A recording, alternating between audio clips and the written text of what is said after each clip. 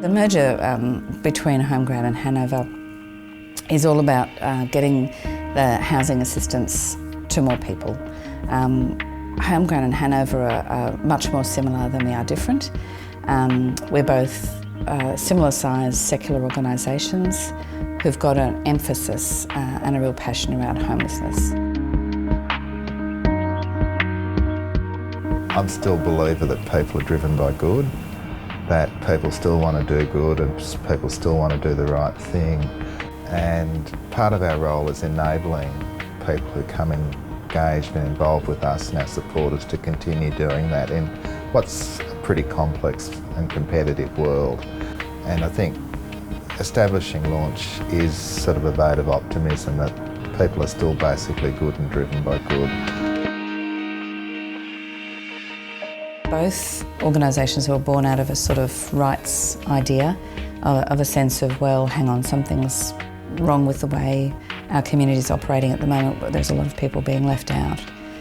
So we have that kind of sense of everyone in Australia has the right to shelter, and we're going to help organise that. In a range of measures, we're the wealthiest country per head in the world. How did we get that and at the same time have homelessness increasing? And that's just it. I just find that really distressing. We have hundreds of people a week. Desperate. When I arrived here this morning, there was a woman and two little children who just had to leave the house because they'd been beaten. Most of the time people are sleeping on the street when they start working with us, and we try and build a rapport with them and then look for housing options as well as health, recreation and other options as well. A really holistic approach. Roughly about 5 years ago I was diagnosed with a heart condition which really sort of negated my ability to do the job as a Mikey rep. Yeah, it got to the point where I just had to give up work, and unfortunately because of the loss in money I found myself sort of in worse and worse situations just because of not being able to pay rent at the higher level and things like that. After a couple of years I found myself back at a place that I'd stayed at years before. The environment really catered to people who were, had come out of prison. These people came in and tended to just dominate. And then on spur of the moment, I just grabbed up pretty much all the clothes I could and took up residence underneath the Hawthorn Bridge.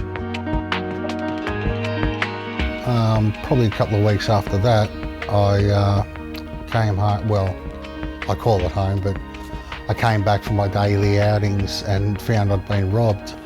So after that, I just grabbed up all my stuff and actually moved into the women's toilet just next to the Richmond Town Hall. To be faced with potentially falling through the cracks when you've lived a pretty normal life up until that point is it's just really confronting again.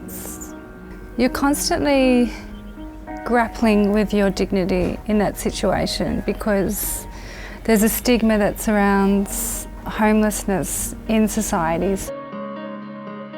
Homelessness is so awful. So what you see with homelessness, it's so terrible, and people, when they're confronted with it, can't bear to think that that happens in a country like Australia. I mean, staying at hostels, I sometimes lived with, in rooms with up to, 15, 16 people. I was more aware of sitting at cafes when I didn't have a place to stay because the room was full, and I'd listen to people complain about their lattes not being hot enough. But when people aren't housed, they lose their children, they lose confidence, they can't get jobs, and it's a spiral of unhappiness which the whole community is both responsible for and suffers from. Yeah, so being powerless, I think it discourages the humanity of a person because if you are under a violent situation, you can't really speak for yourself.